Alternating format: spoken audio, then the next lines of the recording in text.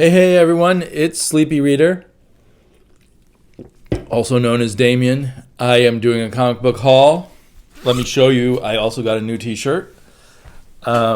Stealing a line from Sergeant America, I'm afraid. But, yeah, I kind of like this, but it's the first time I've worn it.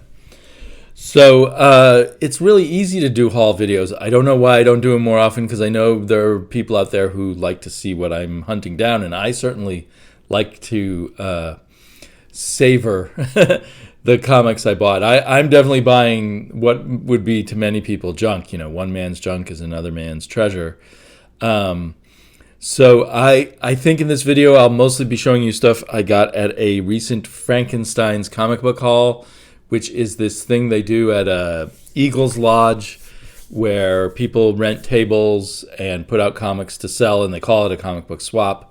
But if there's any swapping going on, I didn't see it. But they're selling things cheaply, although still probably the cheapest place to get comics in large doses would just be to go over to I Like Comics and go through their 50-cent bins. But this was fun anyway.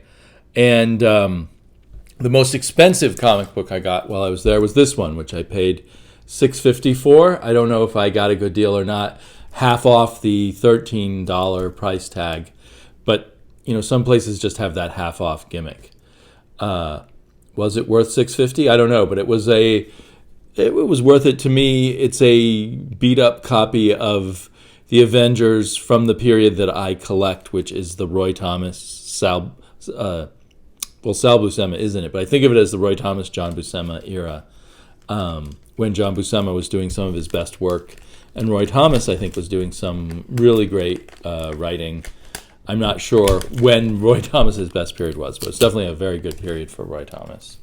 I'm going to look at how beat up it is. They say it's a VG plus. Very good plus. That's not very good. Good or very good is not very good. I think if I don't like it, amongst what cover flaws bother me, one is when they've written on the cover. I know some people kind of like that. It was probably done by, this is Sal Buscema on the inside. Probably done by, I think it's John Buscema on the cover. Probably done by the newsstand person. That was probably the date that they either received the comic or wanted to take it off the shelves. May 12th. It was cover dated July. So comics, the odd thing back then was comics would be cover dated way in advance when you bought them. I don't even look at cover dates on comics now if they have them. Modern comics, I'm not sure. And I'm searching for some ROMs. I was sort of trailing behind Sam of Sam's Tangled Web at Frankenstein's comic book swap at one of the dealers. And Sam picked out the ROMs he wanted, and then I got the remaining ROMs. I thought I got two. Maybe it's in here somewhere else. But this is ROM number 1. Oh, annual. ROM annual number 1. I wonder who the artist in here is. Obviously, it looks like I'm in the mood to look on the inside of these. So this is going to be a slow one. Who knows if we'll even get through all of what I picked out at the comic book swap. I always think of Sal Buscema doing ROM. I know that Steve Ditko did some ROM. This one is actually Pat Broderick. Still the main ROM scribe of Bill Manilow. Pat Broderick is not a favorite of mine. He has his ups and downs. But there's something about his style that's messy to me. It's not a clean style. He's trying for something. He's reaching for something, in my opinion, that's a little too complicated. I don't know. Not just in his rendering style or something. But this will probably be fun to read, and I'm glad. I want to get, in my OCD way.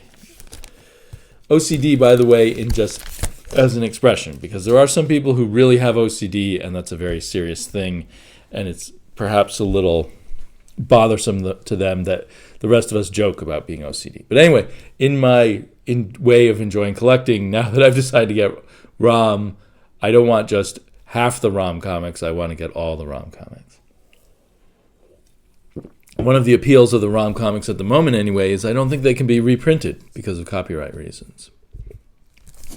I'm not necessarily trying to get all the Marvel 2-in-1s, but I am grabbing them a lot when I see them, and I don't know what my ultimate goal is there. So maybe I will eventually want a run of the entire Marvel 2-in-1s, which always, for those who don't know, was the team-up book for The Thing, who was the second most popular character at Marvel, I think, after Spider-Man. And maybe for a little while as popular as Spider-Man, I don't know. So what do they do back then? They didn't start a second book about Spider-Man. They would do a Spider-Man team-up. So rather than spin off The Thing into his own solo title, at least at this point, from the Fantastic Four, they just gave him a team-up book. Because what sells better than that? Now this is cool. It's script by Marv Wolfman, which is always at least a fun time, and art by Sal Buscema. And of course, Marv Wolfman is the creator of Nova. He created Nova when he was a fan in his own fanzine, and then he brought it over to Marvel. I've always wondered if he had any regrets on that, because eventually the character is not his anymore. But you're never going to, well, in my mind, you're never going to go wrong with Sal Buscema from the 70s or 80s, especially the 70s. This is 1978. And it's inked by Giacoa and Dave Hunt, both who I think of as solid Marvel inkers. Frank Giacoa and Dave Hunt. I don't really know, some inkers you hear a lot about. I don't really know much about Frank Giacoa and Dave Hunt, either of them. But they were certainly inkers on a lot of comics that I enjoyed as a kid. So that was annual number 3, The Thing and Nova, annual number 3 from Marvel 2-in-1. This is annual number 4, right afterwards. 48 big pages. That really pissed me off as a kid, because 48 pages includes the ads and probably includes the covers in their count. So from a printer's point of view, it's 48 pages. From a kid who's reading it, it might be 34 pages or something along those lines. This one is not by writers who have a big cachet with me. It's A. Brodsky. What was Brodsky's first name? A. Brodsky and David Michelini, I think is the way he says his name. And the art is by Johnny Craig and some inkers, Patterson and Bodansky. Anyway, well, at least they draw the Thing pretty well. That's like the bottom line. Can you draw the Thing well? Because some people can't. So the Thing and Black Bolt. Black Bolt always excited me when he was just someone who had occasional mysterious appearances in the Fantastic Four. When they try to build a comic book around him, that usually doesn't actually go well. But I didn't realize that when I was a kid. Okay, this is interesting. Some artists put more smaller rocks on the Thing, and others use bigger ones. I think Jack Kirby used bigger ones. So I tend to prefer the bigger rocks. I'm not sure if the artist put any thought in it or they just started drawing and that's how it came out. But anyway, that's what you got. 48 big pages. Later, if I have time, I'd probably go in and count how many actual pages there were. At least I used to always do that as a kid. And with brand new comics that I'm reading, I often go and count how many pages there are to see, yes, there's only 20 pages here from the Marvel or DC comic, and there's 24 or 28 pages when you get an Image comic. This is The Thing and Skull the Slayer, a Ernie Chan cover, also known as Ernie Chua. Kind of an interesting one. It says 1977 on it. We got the Marvel 2-in-1 on Ernie Chan's signature. We got Marvel 2-in-1 number 35 from probably January, listed as January. So it's the January 78 issue, copyright 1977, because of course it came out in 1977. So it's the interiors is by Ernie Chan, who's a very good artist, but I don't think he's a great artist on The Thing. So those dinosaurs and everything look good, but the Thing doesn't quite have it going on. And they probably picked him because of Skull the Slayer. Skull the Slayer is kind of a sword and sorcery guy. Ernie Chan was kind of a sword and sorcery artist, with Conan and others. Claw over at DC. His thing's not horrible, but it just doesn't seem. It seems a little more awkward. I've seen a lot worse people drawing the Thing, especially the modern artists and their takes on the Thing. Here we have the Thing and Brother Voodoo. I loved Brother Voodoo when he was drawn by Gene Colan. I'm not sure if I love him all the time. Tape. When the tape gets old, it just kind of deteriorates right into the plastic. And longtime viewers know I'm anti-tape, and I store my comics without tape. I can't tell who that cover's by. I almost want to say Ron Wilson or Rich Buckler. I will probably look that up later. Interior arts by Ron Wilson and Pablo Marcos. Ron Wilson certainly knows how to draw the Thing, right? Whether he makes sense as an artist for Brother Voodoo, but you can't have everything both ways. And Pablo Marcos was a great inker and artist on Conan, but on superheroes he almost seemed a bit heavy-handed. Anyway, that's cool. Who's the writer? The writer would probably be Bill Mantlo. No, David Kraft did the dialogue. So they don't actually say who did the plot. Oh, Roger Sliffer did the plot, the spiffy scenario. Okay, I probably should speed up here, but you know what? It's my video. I guess I don't have to. We've got the Thing and Captain America. It looks like the Cosmic Cube is involved. And this is number 42. What is the sinister secret of Project Pegasus? I think Project Pegasus was kind of an ongoing plot for a while in the Thing and Captain America, the Marvel 2-in-1. So different heroes would show up with the Thing, but a continuing problem plot, the Project Pegasus, would be going on. I'm guessing that's Mark Grunwald as the writer then? No, wrong. Ralph Macchio. With Sal Buscema, Alfredo Alcala, and Sam Granger on the art together. Somehow the Thing doesn't look that great.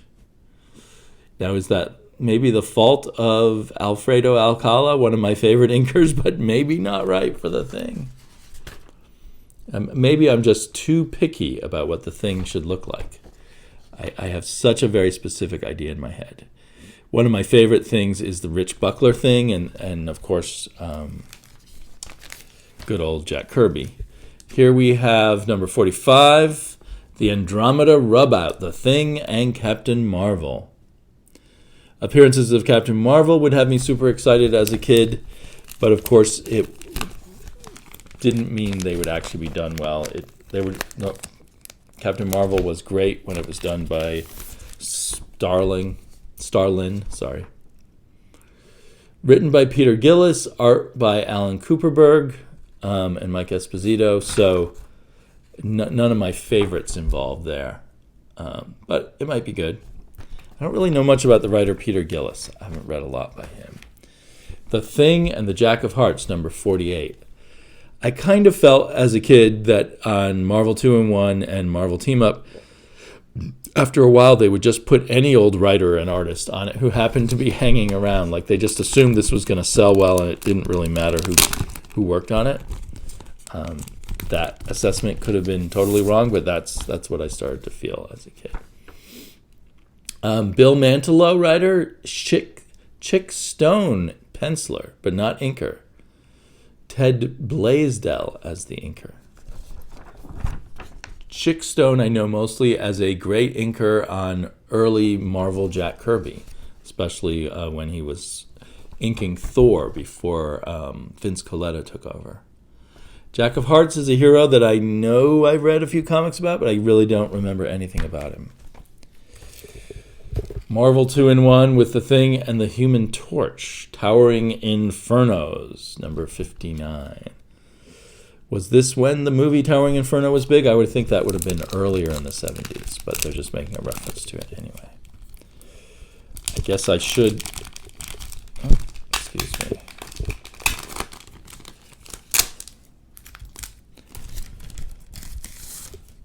should speed things up, but I'm not.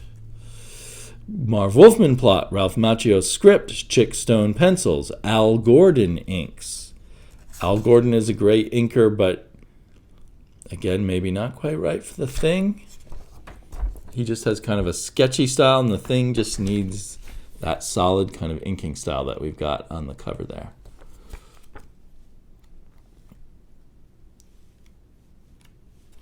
So many ads. As I flip pages, I keep turning up ads. So it looks, I think I'm less picky than I was as a kid. As a kid, I would be very upset at art like this, just because my characters don't look right to me. Marvel really did have a house style, but as time went on, it got dispersed. Maybe they needed more artists, and there were less artists who could draw in the house style. The house style being somewhere between John Romita and John Buscema and a little bit of Jack Kirby. Okay, let's take a break from superheroes for a second. Something that really excited me that I got at the comic book swap, but that probably is not have a lot of other people hunting down, is Little Dot comics. And I was super excited when I found this one dealer who had a huge amount of Richie Rich. So I asked him, do you have any Little Dot? And he showed me the Little Dot section. And most of the Little Dots were either in the $10 range or the $2 range. They had the older Little Dots in the $10 range and the more near the end of the run Little Dots in the $2 range. So this is number 146, 20 cents, so early 70s, I assume. Little Dot covers always have some kind of dot theme all over the place. The artist had to come up with some new dot-related cover design, which I really enjoy. I used to find some Little Dots for 50 cents, really beat up at the I Like Comics shop, and I would read them to my daughter, and I was just really charmed by them, and she's outgrown them, but I haven't, so I keep collecting them now. And the prices are all over the place. A fantastic gentleman hiding behind the 64-page special moniker once sent me a whole bunch of Little Dots while my daughter was still into them, so we both read those. But I continue to collect them. And it's funny, is $2 a good price or too high or too low? I kind of, after the swap was over, wondered maybe I should have bought those $10 ones too. I just don't know where I see Little Dots cheaply sometimes, and other times I end up paying quite a bit, and I see some that are just way out of my price range. But anyway, so I grabbed all the $2 ones. So here we got Little Dots. Little Dot has painted dots on an Eskimo, what do you call it? On video brain fart. An Eskimo house, one of those little round Eskimo houses. I'm not sure why Little Dot's so happy here. Her dress is full of holes, but I guess they're still dots. But all her dresses have dots. Oh, there's moths there. I don't know why she's smiling. The moths have eaten all the dots and left holes. I'm sure her parents are going to be happy when she wears that one to school. It's good to know from this that although she's always wearing the red dress with black dots on it, it isn't the same dress every day. She actually changes clothes. Here she is dropping dishes, but the dishes, of course, are dots, so all is good. This is Little Dot number 161, price going up to 25 cents. Maybe we're up to 1974, 75 then. And number 162. My dots, they've been stolen. Who stole Dot's dots?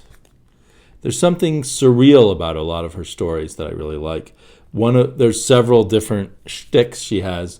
One is she will have these odd aunts and uncles. She has an endless number of aunts and uncles. And each one has some odd personality trait that is a sort of one joke kind of thing. I'm trying to think of an example, but like someone who always forgets things, or someone who's really rich, or someone who's a great inventor, or whatever. And there was even a whole comic called Little Dot, Aunts and Uncles. So here's Little Dot in Dotland. There was another series. There were 3 Little Dot series, just bubbles for dots, and she's having a snack with her buddy Little Lotta. And musical. Oh, there's Little Lotta again in the background. I also have learned from the Little Dot stories where the Little Lotta appears, I've learned to love Little Lotta, so I also collect Little Lotta. So there we have, again, we're in the 20-cent range. So I guess maybe this one says last issue of Little Dot in Dotland. This makes me kind of sad. I think the main Little Dot comic went on longer than that. So this is issue number 61. And then, what the heck, for $2, I found some, from the same dealer, some Little Lottas that seemed in nice shape. So I grabbed them. The joke with Little Lotta is that she's fat. I guess you can't do that anymore. But she's actually this wonderful character who is indefatigable, does not let things get her down, and she also has super strength, which she is completely unaware of. She just sometimes picks up a whole house or something. And there's these same boys who are always bullying her all the time, but they always end up getting the bad end of the stick for their troubles. Oh, these ones, though, maybe are hiding in her shade because she creates so much shade. And I guess, maybe the political incorrectness of this appeals to me. I'm sorry. Little Lotta, number 117, 25 cents, mid-70s, I guess. And Little Lotta, 119, 25 cents. I really have a ball in this issue. There's a bit of a hint at her super strength there. So that was cool. I was really happy to find those. I keep thinking that I'm still going to read them at bedtime with my daughter, but I'm going to read them on my own probably. And remind me sometime, not that, well, maybe someone will remind me, I have a little bit of Harvey Comics original art that I purchased for a very nice price that I could show you guys sometime. Okay, let's see. So here's some just odd things I grabbed. I grabbed this weird War Tales, and I think I discovered by looking around that take it out of its bag, unfortunately, and it's got all kinds of little warping in the paper. I assume it got a little wet, and I really hate that. And that's a problem. If I was buying an expensive book, I guess I would make sure to take it out of its bag first. But when you're at some place buying cheap books and you're buying a lot of them at once, you don't, and your arms are full of comics and there's crowds everywhere, you don't take books out of their bags. So it looked like it was in okay shape, and I don't know if you can see how badly mangled it is. But I believe that I found out that this contains an extremely early Frank Miller comic. It's not credited, but I believe so. I think this is it. I think this is a very early, like maybe one of the first 2 or 3 comics that Frank Miller ever drew professionally. And I looked it up, and now I've forgotten. I looked it up on. Here it is. No, sorry, that's the next one. There's no. Yeah. Anyway, I'm pretty sure this was the one that when I looked it up online, it is drawn by Frank Miller. Nice cover by Joe Kubert, and I kind of buy Joe Kubert covers when I can, if they're cheap. But I'm bummed at all the bumpiness on the cover and the, stiffness of the pages from the water damage. That's one of my least favorite things. Similarly, not as bad, this one, and this is much older, so I wasn't expecting it to be in that good shape.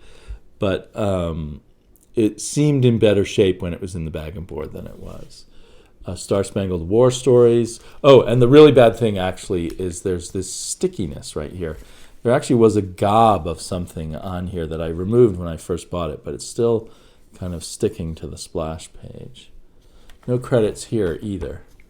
But it's that War That Time Forgot, which, is not an homage, but a stolen idea from Edgar Rice Burroughs, the land that time forgot, land with dinosaurs and cavemen on an island.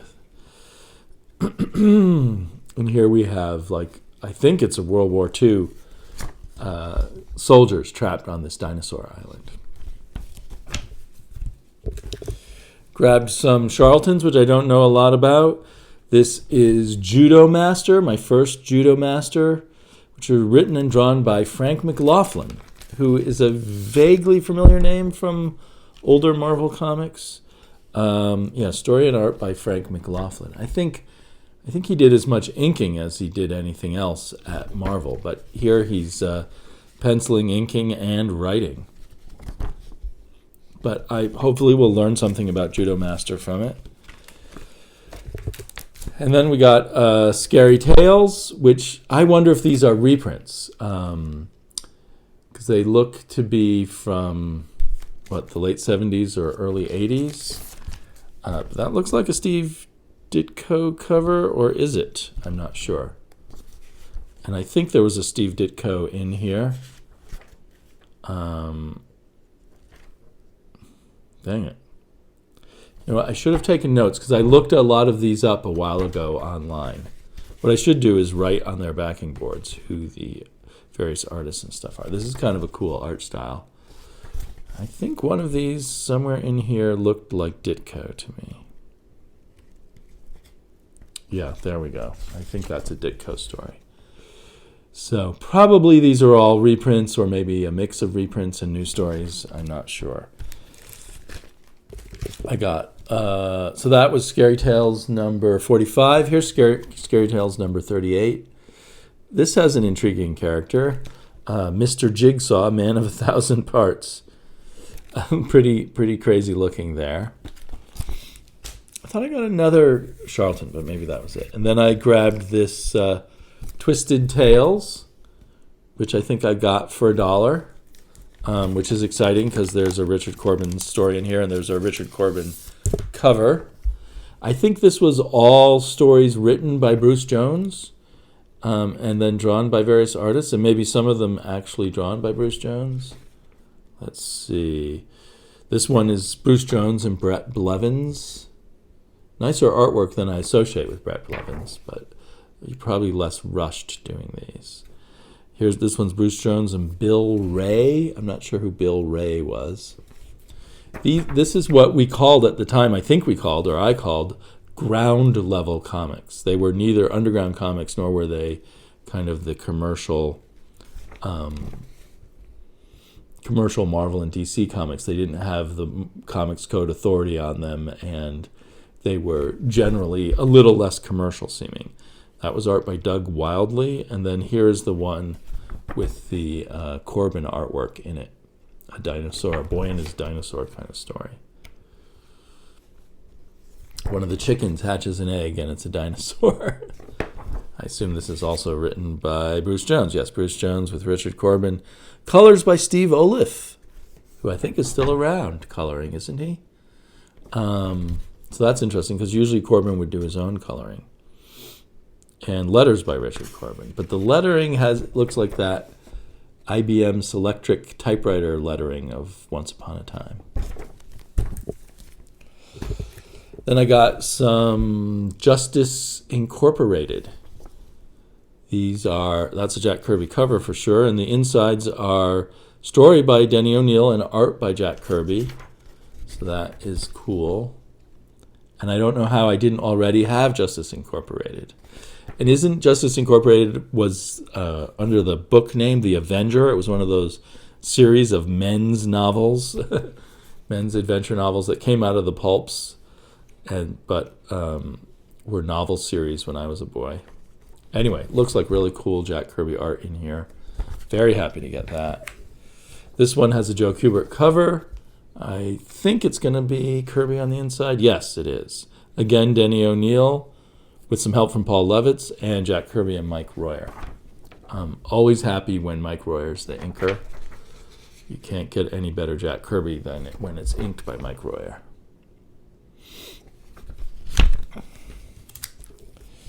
And then Adventure Comics presents Black Orchid. Is this her first appearance? Is this a key issue?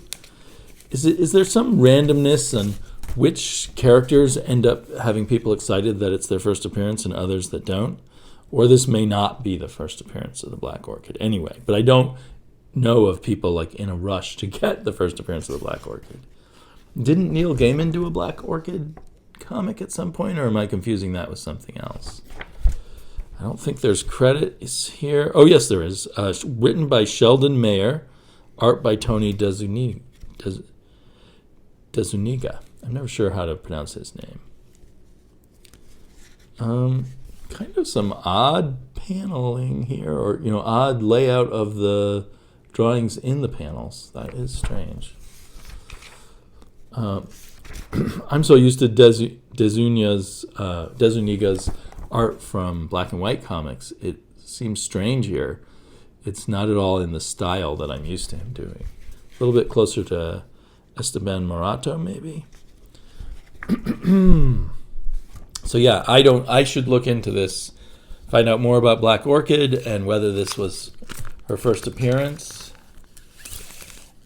Back then, it seemed strange to have a silent cover with no blurbs, no dialogue from Black Orchid. Makes it seem more like a horror comic or something. And so here's that was Adventure 429. Here's 430.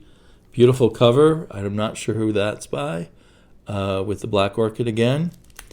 And then Adventure 431 with a cover that I really love. I think this is Jim Aparo. Yeah, I see a J.A. on it. This is excellent Jim Aparo cover. So good. This one is in very nice condition. And inside, we've got art continuity by Russell Carley, not by Jim Aparo. Unless that was looks like Jim Aparo to me. That's funny. It's signed. There's something wrong. It's signed Jim Aparo. But the credits say art continuity Russell Carley. Did someone named Russell Carley do some layouts and Jim Aparo drew over them? And Jim Aparo does not need someone else doing layouts for him, but these things happen sometimes. So super psyched. I've got to read that. So far, I haven't been I've been trying to get all the Phantom Stranger I can and all the House of Secrets and whatnot, but I haven't been pursuing the Spectre. But I might start doing that. Well, I've gone for over half an hour, so you're going to have to wait to another video to even see the rest of my haul from this one previous weekend's shopping trip. And I've got a lot of other back issues, so I guess I should do more of these haul videos. Let me know if you want to see more. Talk to y'all later.